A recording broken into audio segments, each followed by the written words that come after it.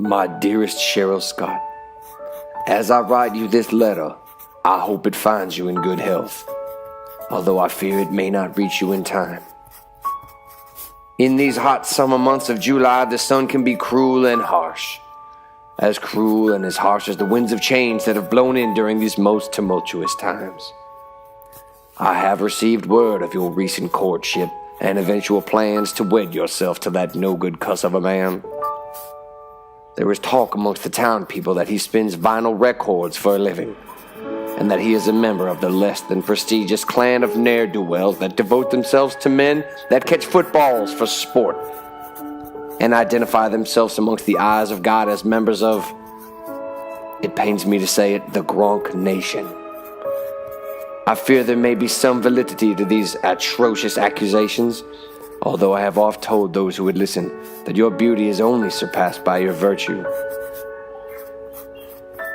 If this letter doesn't reach you in time, my heart trembles to think that we may miss out on some of the most important things I wanted to show you in this great region of ours. I fear we may never dine together at the after-hours Taco Bell and sup on chalupas that will be most regretted upon the morn.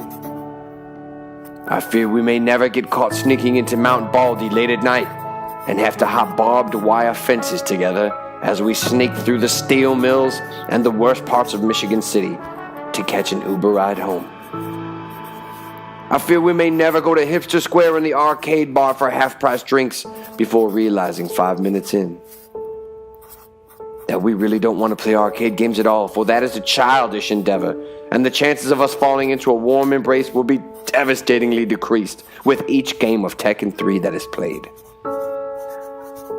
We may never go record shopping at the S&J Stereo and hone our razor-sharp wit with clever retorts when the record store guy tries to sell us old Alice Cooper videos on Laserdisc.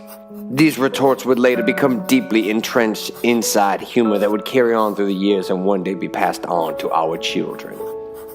Never have a late-night cup of coffee at the Hessville restaurant and get assaulted by bikers from the Kennedy Strip before I steal one of their chain wallets and I swing it wildly as we back out of the establishment in a wash and a wave of excitement.